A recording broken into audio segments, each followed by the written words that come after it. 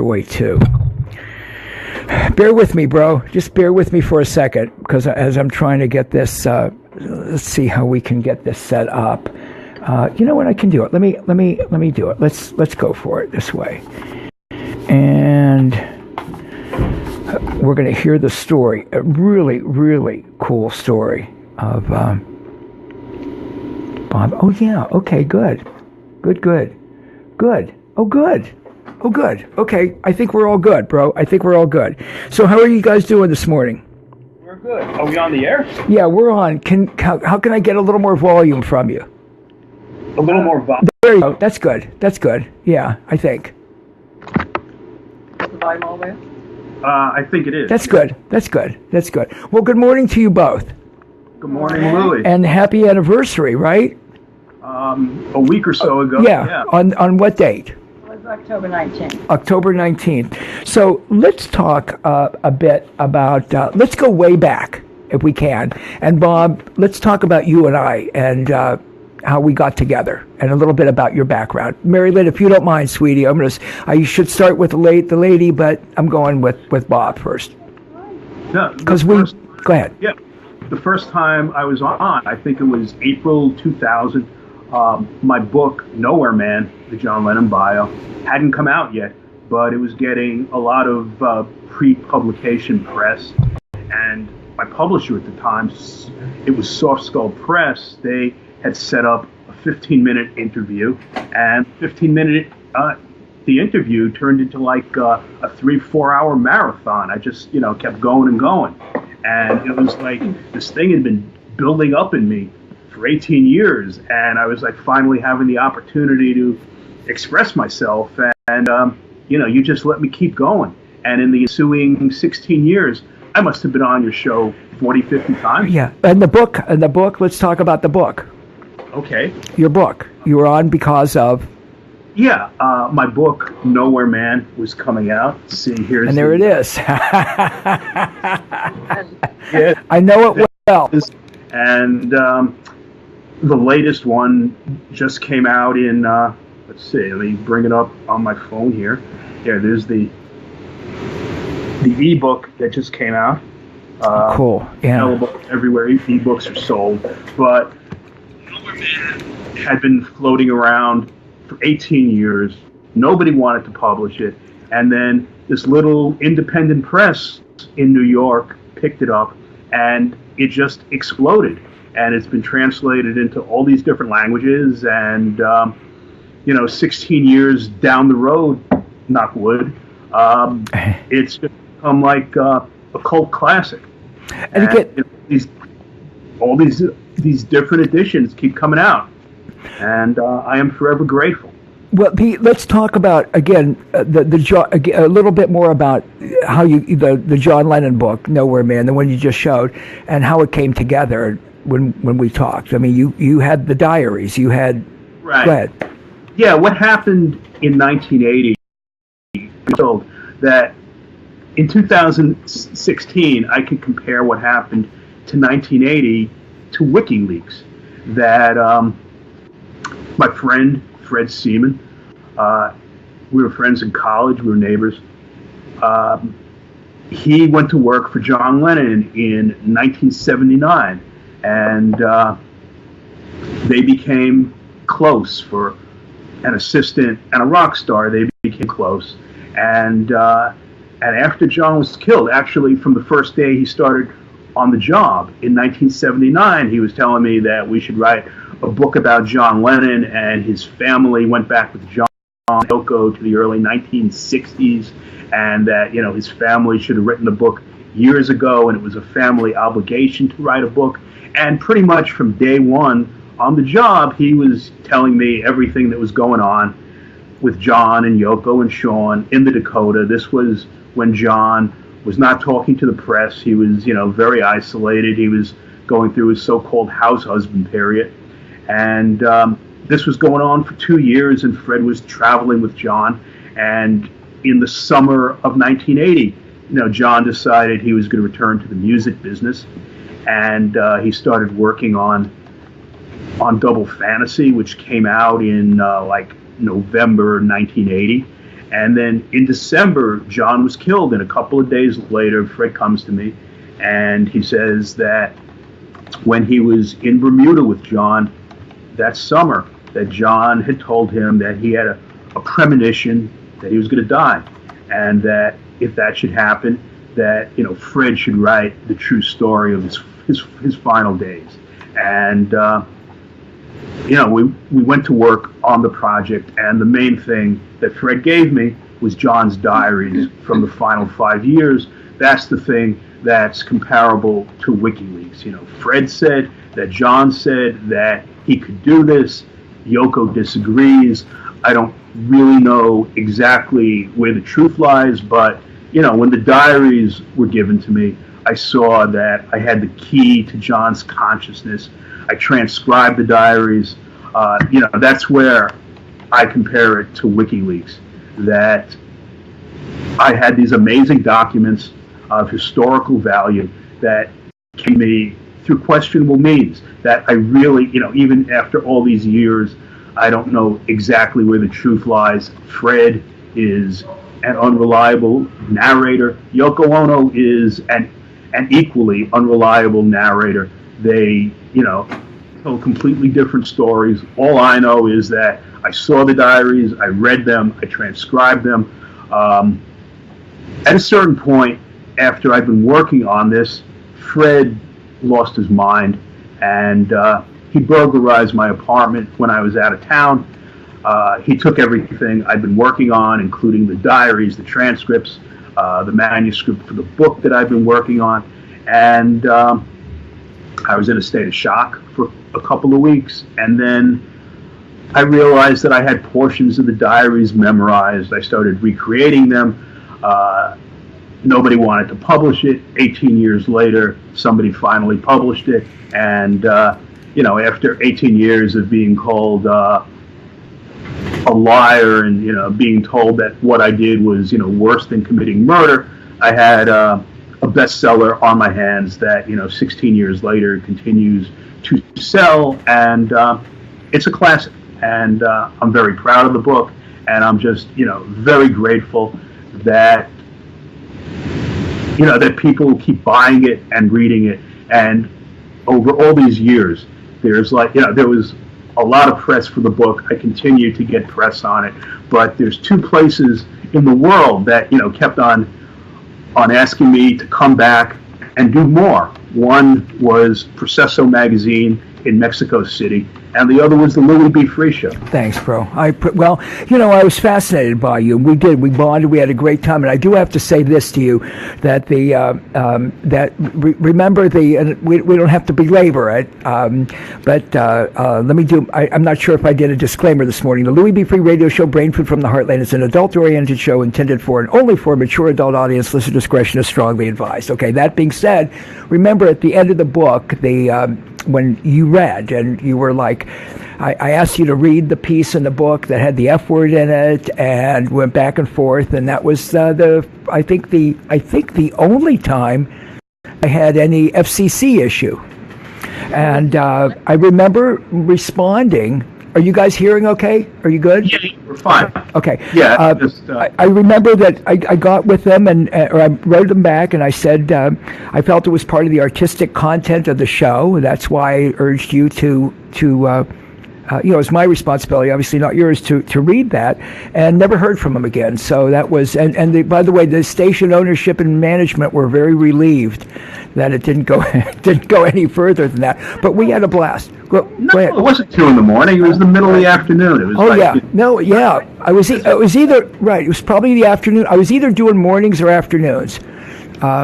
So it was daytime. But like I say, I felt it was part of the artistic content, and we bonded with that. So let's Mary Lyn Maiscott, wonderful musician, the new Christmas classic. Tell us about yourself, please. Oh, let's see, where to start? Well, I'm from Missouri, but I've lived in New York for a really long time, and unfortunately met Bob, also now a long time ago. 26 years. Yeah, we've been married 15 years, shockingly, and as the listeners may know, we kind of got married on your show in that you broadcast Bob's brother's cell phone. And we're going to talk about that. We're going to talk about that, but a little bit more about you and your talents and skills. Okay, well, I started out wanting to write poetry, and then I started writing songs. I found out about this songwriting workshop and went to that. Actually, that is indirectly how I met Bob, because I started writing and singing with our friend Paul Slimak, who's our mutual friend. And lives in Ohio. And lives in Ohio, yes. That's right. If you're listening, hi, Paul. So, but I was working in publishing, so I've always kind of had this sort of double thing of writing, editing, copy editing, working for magazines, and then singing kind of on my own and writing songs. And I got involved in playwriting too for a while. So I'm not quite sure what else to say. Well, you're a singer, musician, songwriter. I mean, yes, you know. Several recordings out. Here's one. I'll do what Bob did. Tiny Stars is my latest one. There you go. The good husband. I was much more savvy about the Good for you, bro. And I love playing your music. I play Tiny Stars all the time. I played Crucified this morning. I played Time. And, around Christmas, I always play Blue Lights. And I just feel that's the new Christmas classic. And you guys know that I love it. You perform a lot. Vanity Fair, you want to mention anything about Vanity Fair? I'm a freelancer. Bob's getting the other CD. On top of things. So I'm sorry. I both work freelance at Vanity Fair. I've worked there for a number of years as a freelance copy editor, and I've also done some writing for them for the magazine, some of their kind of portfolio pieces, and also music interviews for their website, which has been great. I've interviewed Hugh Brickell and Debbie Harry and Ricky Lee Jones and Linda Ronstadt. All of those are on their website, Betty Buckley, their website, which is thef.com. And some great, tremendous interviews, and some of those folks. I still like old Debbie Harry. I still like some old Blondie stuff. I love Ricky Lee Jones.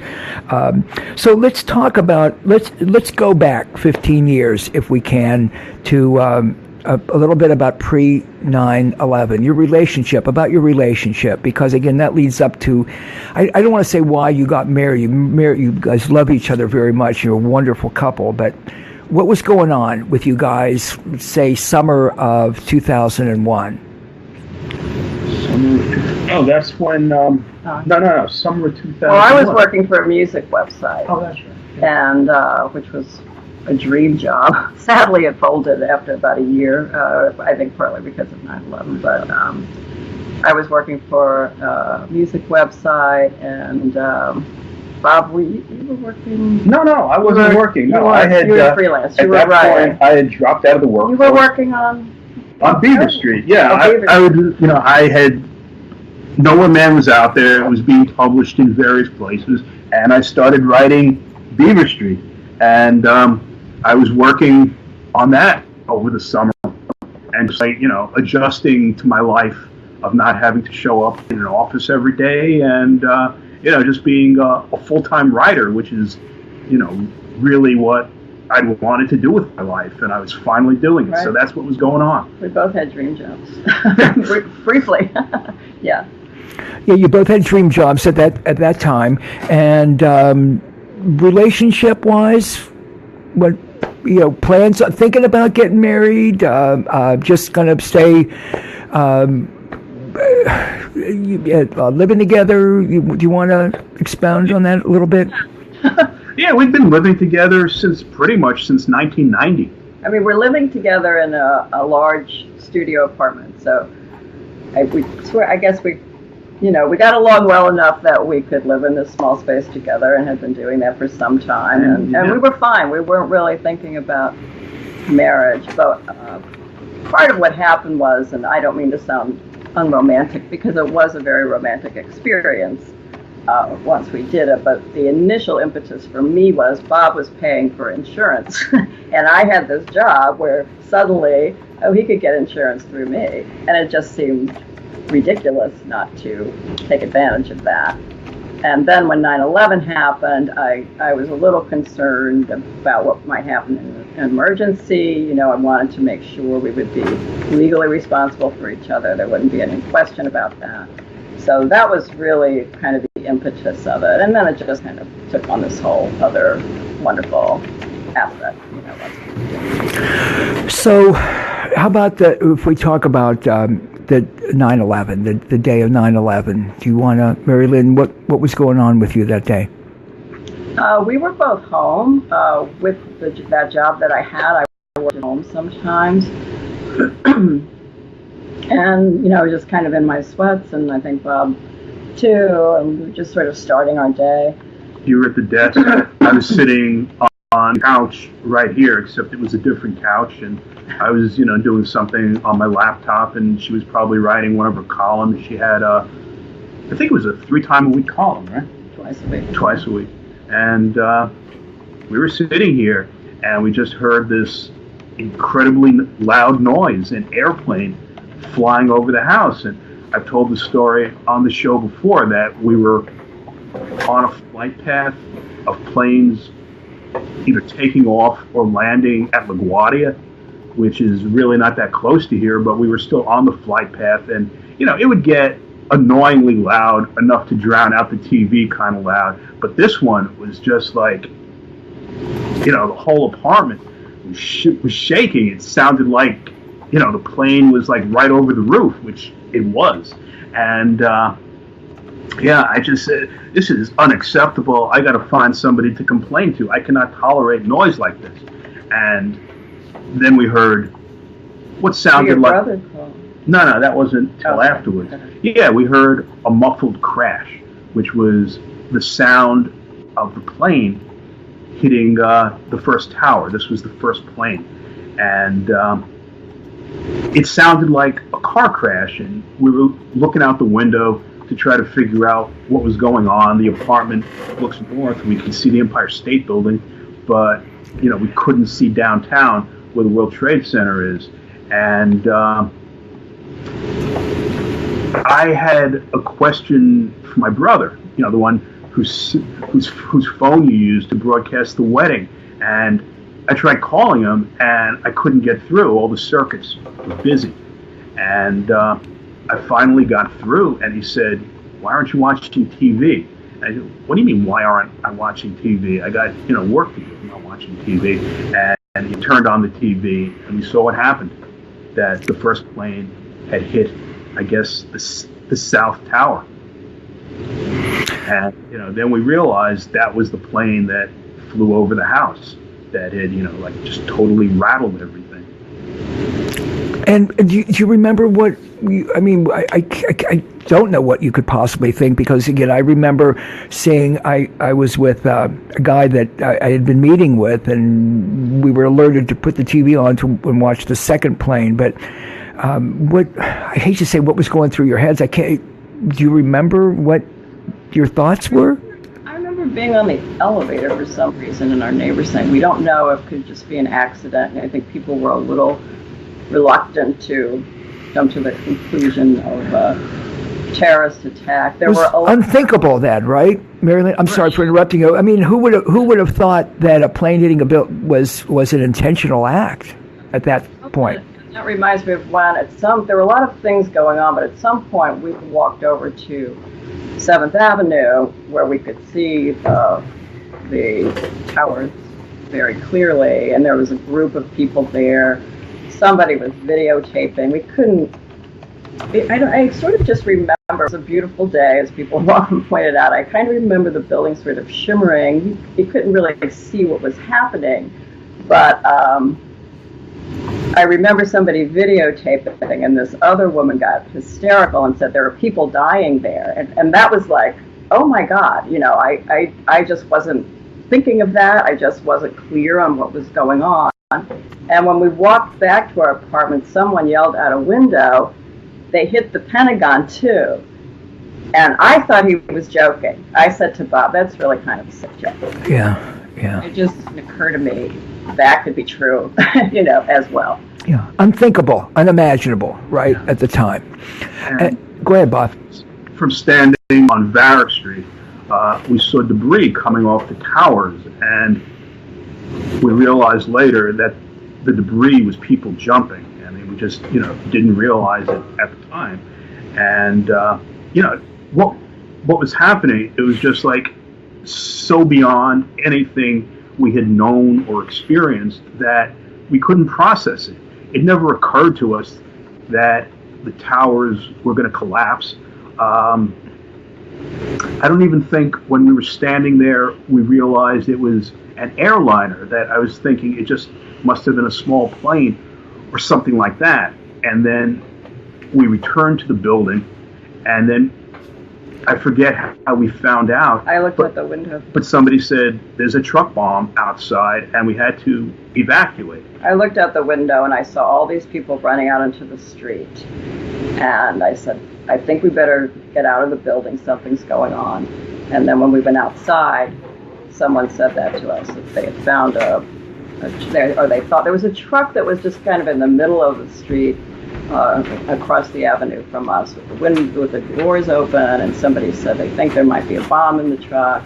And then there was a policewoman saying, move north, so we had to start walking north. And we ended up at our friend Royce's apartment, who you had on the show. Royce, yeah. Oh, yeah, right. Royce, who wrote Soundscape, I think it's called. Ebook.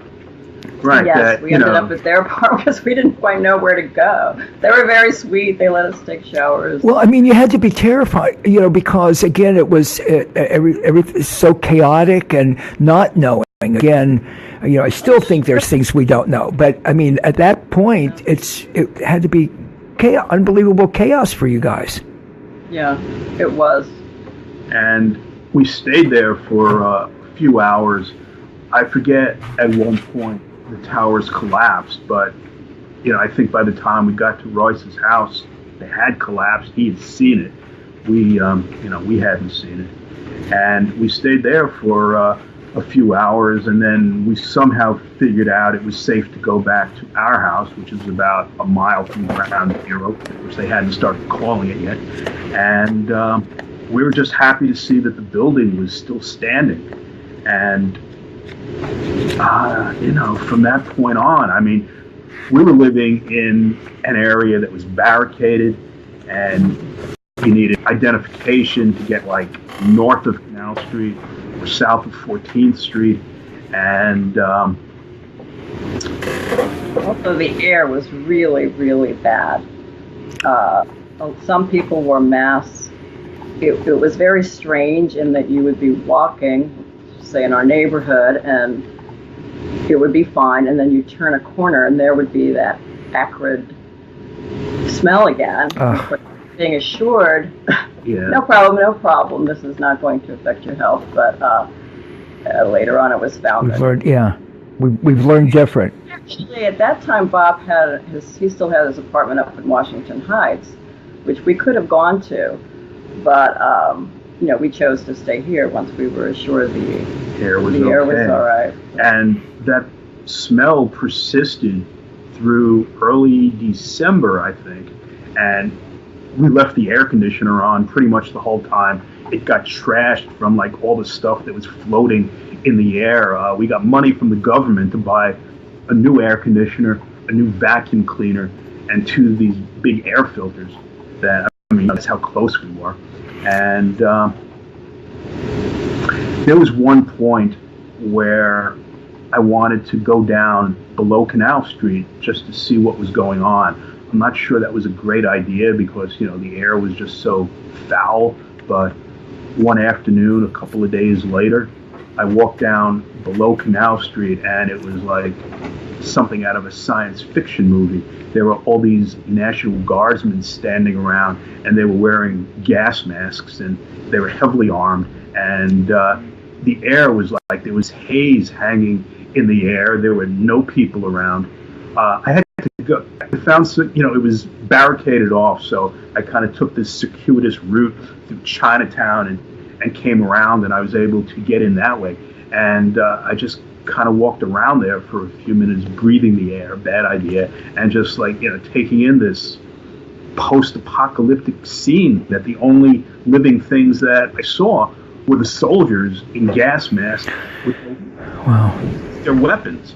And I didn't take a picture of it. I didn't have a cell phone camera at the time, but I just kind of looked at it and quickly left, wanted to get out of there. And, it was just that awful, awful smell. It would stop, it would start again, just like 2 in the morning. It would wake us up.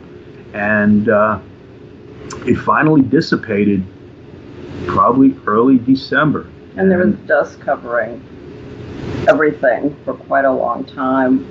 Later in that evening, it was my proposal. It seems a little funny to me now, but we were with our neighbors, and we just decided to go across the street and have a drink at this little restaurant that we all liked. And while we were with our neighbors who live across the street. He's from India, and his cousin, who apparently is a big Bollywood star, was with us, and people were stopping him for autographs.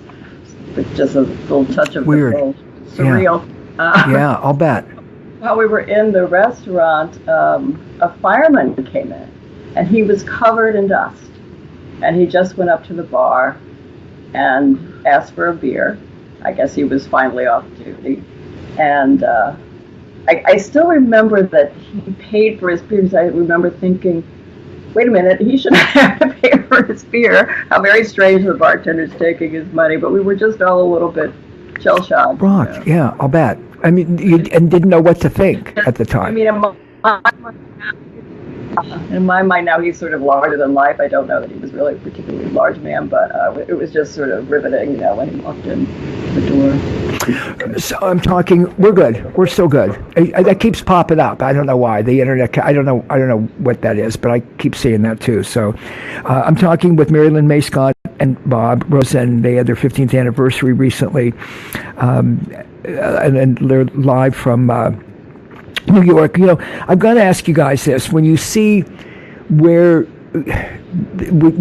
I know Bun and I watched a movie recently, and the World Trade Center was in the movie, and it's so I don't even have the word for it. Almost surreal, I guess. Like the word you used recently, just a little bit ago, Mary Lyn. It was just to see that they were there, and to remember seeing them, and then now not. What's that like for you two? Well, the day the buildings came down on 9/11, that I said to myself that if they ever rebuild that, I'm never setting foot in there. And, my plans changed when I went to work at Condé Nast. Yeah. You moved there. What were the odds of that? Yeah. What were the odds of that? You're right. I don't think I think I felt sort of neutral about the Twin Towers. A lot of people didn't like them architecturally. And I think Bob knows a bit more about how they actually displaced a lot of small businesses. Oh, the original towers. The original towers. So yeah. I didn't really have a fondness for the towers. Although I think when I was first here, I'm from the country, in Midwest country, I think I was kind of awed by them. But well, they're certainly part of the it's part of New York, the skyline. Yeah, I mean, it certainly is part. I see them, and yeah, of course. Yeah. Like them or not, it was certainly part of the picture of New York, if you will, yes. Right? Yes, definitely. Yeah, I remember in 1973 when I was at City College up in Harlem, like on 133rd Street. You could look from the window of the newspaper office there, and you could see the towers being built like 10 miles downtown. And, we just used to watch that. And it was just, this thing growing on the skyline. And we had a few drinks once in Windows of the World, the restaurant on the 110th floor. And, pretty early on, I went up to the observation deck, and I remember when Philippe Petit, did his thing. And, it was just, they were there, and the streets downtown are, pretty crazy. There's no pattern to them, and it was just a very good landmark. You can see them from anywhere that you can't get downtown because you just look for the towers. So I didn't really like them. It was like a Rockefeller thing. It was like, a phallic monument to Nelson Rockefeller. Yeah. And, I didn't really care for them, but, they were there, and, they were part of New York City, and, I just didn't really think about them all that much. When you, so let's get back to your relationship and talk a little bit about what, I don't want to say what changed, but what was the decision? How did you come about the decision, Mary Lyn and Bob, to marry? It was due to that, correct? Tell us a little bit about that. Well, as I said, part of it was I felt like we shouldn't be paying extra for insurance when we didn't need to, and help them. I've heard several people say they got married for insurance reasons. And then that was just kind of, once that happened, like I said, I just wanted to make sure that we were legally, everyone would know if either of us had to go into a hospital or something, that there wouldn't be any problem with that.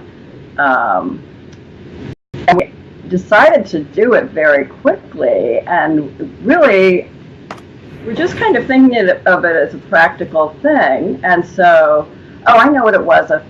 One of my good friends, Dee, one of my oldest friends, she was going to be leaving town, and I wanted her to be there. So we decided to do it. Was it like the day before? I guess we went down and got a license. We got a license, but then we decided to do it very quickly. And we were just going to run down and do it. No big deal. Except that we needed either one or two witnesses. So Bob started calling people, and everybody was like, "Oh, I'm going to try to do it. Let me see. I can, if I can get off work," and because it was a weekday. And so he just kept calling people, and then he would invite them to come, whether or not they were going to be able to. But we had to get our witness, so he kept calling people. And then he just really got into it and started calling everybody. Got into it. I like that. Yeah. And so a lot of people ended up coming. And Bob's friend Steve worked for a city councilman, and he arranged for us to actually have a time when we would have the ceremony in a particular room. So that was really nice, because usually you just go and wait your turn. So we were able to tell people what time. One interesting thing about it was, because it was only about a month after 9/11, it was done not actually in City Hall, but in the municipal building, which is near it, but you had to go through security. So everybody had to go through this big security line in order to get into the building. And I think Royce made the ceremony, but his wife Alexis didn't make the actual ceremony because her driver's license had expired. Oh, and they wouldn't let her in. Wow. And that was different. That was real different. I mean, that was the beginning of a lot of changes that we've all experienced since then, because they weren't checking IDs everywhere, and things have changed dramatically. And that was the beginning. So they wouldn't let her in because she had an expired driver's license, which had to be one of the first times that happened anywhere. Probably. Yeah, you're probably right. Yeah, I mean, it used to be you could go into buildings and just walk to the elevator. You can't do that anymore. So you're right. That was kind of the start of that type of security. I mean, you don't have to do that anymore to get into the municipal building. At least as far as they have this whole outdoor. Didn't they have some kind of thing you had to put your bag through? Yeah, it was like getting on a plane. Yeah. So that element of it was kind of interesting. So, and then when you, Bob, we had figured out, how did, help me remember, because I know we wanted to broadcast it. We did broadcast it, but again, I was saying earlier how cell phones have changed in a relatively short period of time.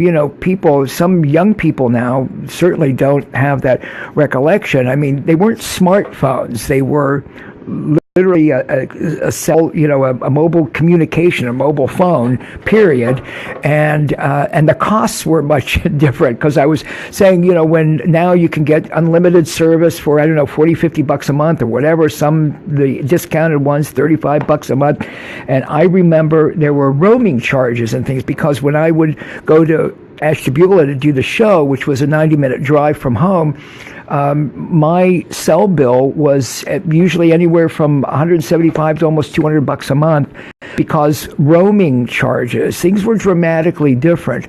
And we figured out that we were going to broadcast live on WWOW up on Lake Erie, your wedding from Manhattan. Talk to me, Bob.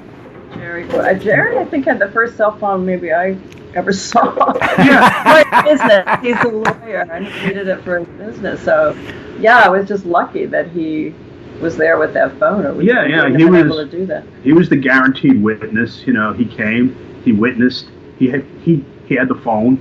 He just opened up the phone for the broadcast, and we did it. Some clerk in the building did the wedding ceremony, and it was very perfunctory, but there was a lot. I actually remember that one of my friends gave me a garter. I don't know why. I think it was blue. It was one of those things. So she and I went up to the restroom so I could put on this garter. And I guess we were late because I think Bob or somebody came rushing up like, you have to get back down. Louie's going to be on, and the guy is there. It's kind of funny. It was time to get married. That's right. The show had to go on. We were going to. Yeah, she eventually showed up and and said whatever they told her to say, and here we are. 16 years, no. 15 years. So, and we had and I love that picture. I've got you don't have a copy of it in front of you, do you? The picture you sent me, Mary Lyn? Oh, let me just see if it's right here. Yeah, if it is, because I love that picture, and I was hoping that was when we were talking, right after, it had to be right after the ceremony. But, Bob, what else do you remember about that day? Well, afterwards, we all went to the Odeon Cafe a few blocks away, and we just had a really nice party.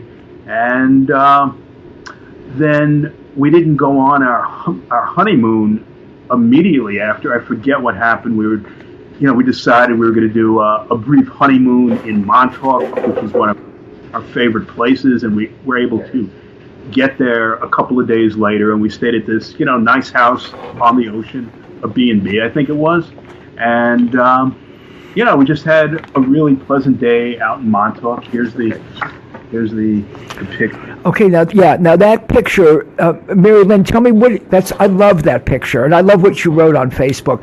What do you remember about that moment? What can you tell me? Well, she's talking to you. Yeah, she's talking to me, and we were broadcasting that. Well, I just remember feeling really elated. Like I said, I mean, it really came from a practical place, but it just developed into something so wonderful. It was so nice to have our friends there. And, we had all been through that traumatic experience, our friends, everyone we knew who lived in New York. And it was just so wonderful to have this really happy experience together. And so I just felt so much joy, I think. I mean, it had to make you, with all the loss. Oh, that's beautiful. Oh, that was sweet. That's sweet. With all the loss that there was. I mean, I think, and I don't think any of us anyone outside of New York can comprehend what it must have felt like to be in New York. But it was I remember there was a different attitude in America where people seemed to, at least for a brief period of time, value relationship more. I thought you were going to say like New York, because so many people don't think well of New York, like it's a jungle or something. New York but values. I do remember. That time suddenly, Bob, we know what that's code word for, don't we? New York values. New York values? Yeah. No, tell me. I don't know what. Yeah. Code word. Come on, don't make me say it. What? Jew. Yeah. New York values.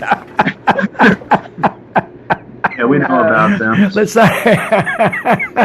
I wanted you to say it, not me. That's okay. But you know the oh boy, I can see the emails now. I'll get you out of this. There was a Thank you, Mary Lyn. Get me out of it. Spirit of kind of bonding in New York. And I can remember at one point, Bob and I were walking by the river, and these big trucks were going by. And I guess maybe they had, I don't know if there were maybe workers going down to Ground Zero. I can't remember who exactly was in these. It was the trucks that were taking the wreckage from Ground Zero. You know, this was going on. I don't know. No, but I remember everybody started cheering. So right, I think there were people on the highway cheering the trucks going by, carrying the wreckage from Ground Zero. Carrying it away, yeah, taking it away.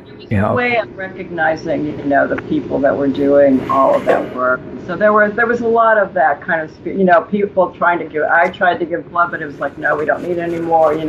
Wow. There was quite a wonderful. Giving kind of a spirit, and then you could just tell everybody else is sad like you are, so there were a lot of vigils, candlelight vigils, and that kind of. And I was just thinking, I just want to get through this. I want this to be over. I'm looking forward to the time when this is just faded into the past, and I don't think I ever wanted more for life to get back to normal. And I think you may have seen my essay that I wrote, Louie. It's on my blog, on my website. Shortly after. I did. Yeah, I did. Yeah, I did. Okay. And you. Go ahead. Go ahead, Mary Lyn. Go ahead. Shortly after 9/11, Bob needed to go to his brother's, I think. And so I was here by myself, and I had this idea. I was very taken with the, so to speak, there was flyers all over the city because of the missing people. And they were so incredibly moving. And people would put these identifiers, this kind of tattoo, this kind of ring, hoping someone would find these people. And so I had the idea to write a poem using these lines that had been written on these flyers. So I wandered the city taking pictures of these flyers. I ended up, I guess my destination was an armory in Midtown that they were using, I think, for relatives to come, and I don't know, give them their information. But it was such a sort of an eerie thing. Eventually, when night fell, and I'm kind of wandering around with my pictures of these posters. And I did eventually write the poem, although I was more. I felt that the essay that I wrote about that experience, even though it was kind of unfinished, was evoked better what was kind of going on.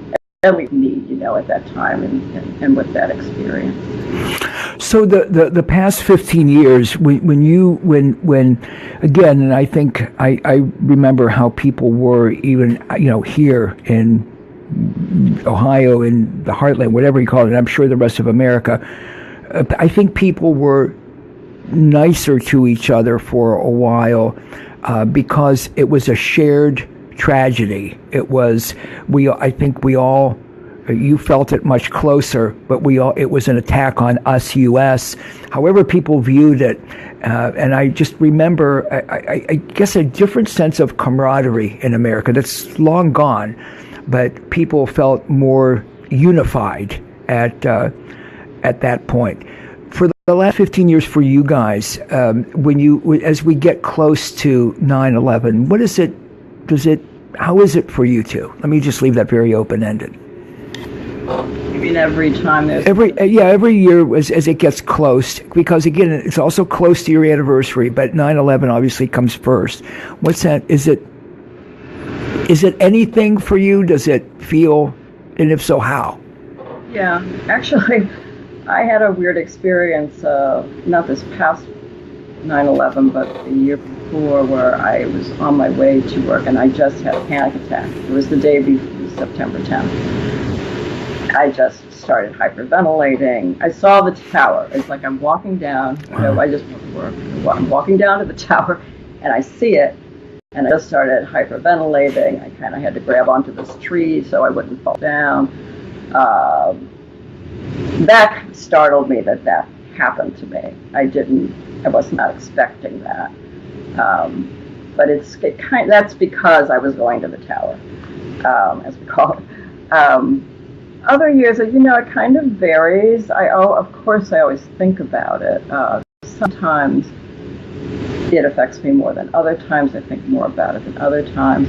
I have this kind of opposite, wonderful association with September 11th, which is that my nephew's daughter was born on September 11th. Wow. In 2007. So that has been like a kind of wonderful. I remember people talking about how people didn't want their children to be born, their babies to be born on September 11th. Wow, that's... I remember overhearing someone at work saying that her doctor said something like, sort of like, did she want to do something so it wouldn't be born? I mean, it was just a little crazy. Wow, great, yeah. Whereas I am so happy that I now have this wonderful event that also occupies my mind, on September 11th. Sure, a positive. For you, Bob. Yeah, well, speaking of people born on that day, our friend Javier Foxen in Chile, who arranged my 2005 tour down there, and we, became very good friends. He was born on 9/11, and being from Chile, that was the day that Allende was overthrown, and they had the coup. So,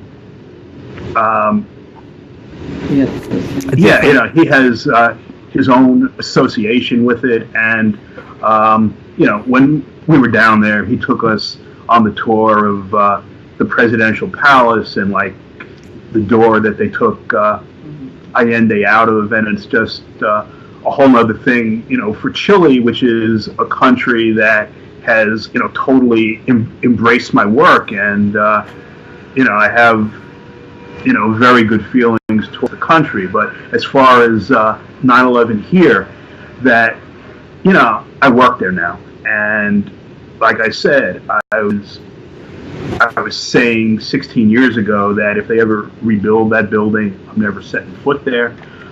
Plans changed, and now I go there. You pass through all the security. You see the police, with the automatic weapons and shotguns and the bulletproof vests. And you walk past the fountains. They have two fountains there in the place where the two towers used to be. It's a little, it's right below, where the tower is now. And you walk past there and you see, all the names of the people in the towers who were killed.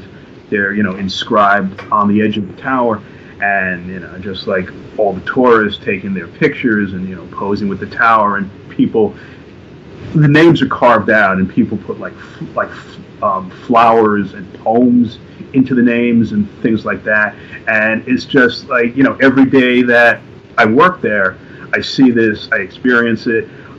It just makes me think some, very sad thoughts. I've come to call them the fountains of sorrow. And, there's just something about the atmosphere of the place that it's never going to be a normal place. And the building itself is like half empty, that they can't rent to people because, that it's a known fact that when 9/11 happened, pretty much everybody below the 70th floor got out, and everybody above the 70th floor didn't. So, like, the bottom part of the building is pretty much rented, mostly to Condé Nast. And I see. The upper floors, there's maybe one or two companies there, but it's empty. And, I think it's going to be a generation before people are going to be willing to rent those floors. Well, that's interesting. You know, Bob, I wasn't aware of that. That's interesting, and I guess I could see people, you know, having an issue with that. You're right. It'd probably take a generation. Who knows how long? I've got to ask you, 15 years for the 15th year anniversary. I mean, you're two very, very creative, wonderful people. Talk to me about being married for 15 years. We're still married.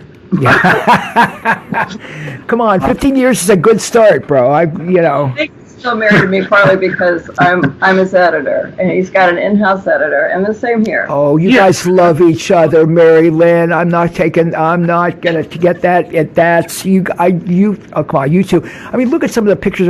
Look at Bob looking at you in that picture. I mean,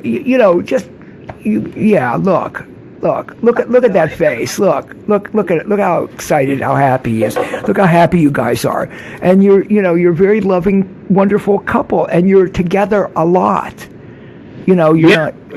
In this 600 square foot apartment, and they work together. Yeah, we still like each other, and yeah, she is my editor. She's a wonderful editor. It's not without reason that I call her the mistress of syntax.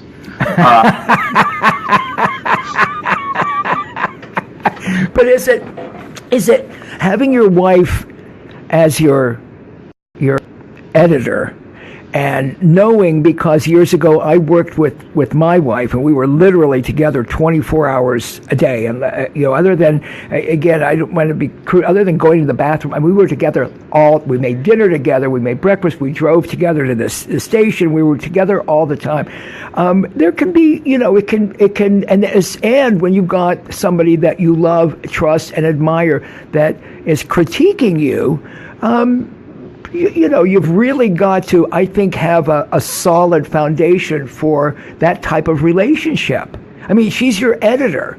So, I mean, do you agree? You've got to have that. You've really got to, the roots that's got to be solid for you to be able to work together and to love together. Yeah, absolutely. That anytime that we're both working at Vanity Fair and I have a question that various people can answer, and she's one of them, I always prefer to go to Mary Lyn because, I would just rather go to her. She's never going to give me any attitude, and well, I wouldn't say never, right? Yeah. No, I know what you mean. I'm teasing.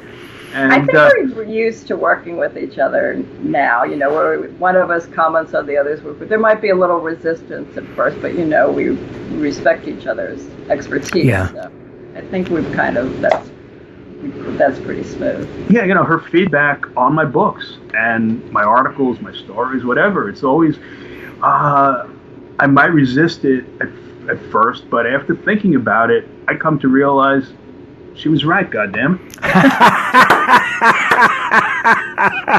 So what do you guys, we're almost to the top of the hour. Tell me and I know because of your creativity, you guys never, that creativity never rests. Mary Lyn, what are you working on these days? What are you doing? I'm doing a show November 15th here in New York in the East Village at Sidewalk Cafe, 7 o'clock. November 15th. I'm working with two wonderful musicians, so we have several instruments going on.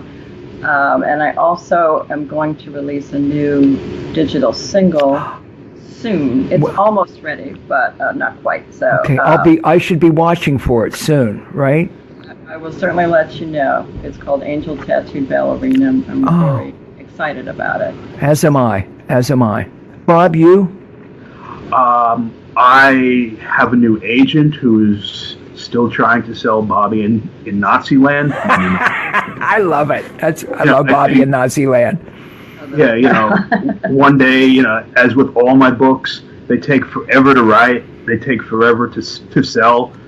Somebody eventually publishes them, and then, what do you know? People start buying the book, and I start getting good reviews, and just the resistance to my work just astonishes me, but eventually I find a way, and I'm working on a book. It's still in the very early stages. It does not have a title, but it's about the 1970s.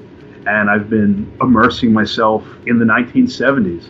Wow. And, just trying to do with the 1970s what I did with the late 50s and early 60s in Bobby in Nazi land, just like, just create all the sights and sounds and smells and feelings of a particular period.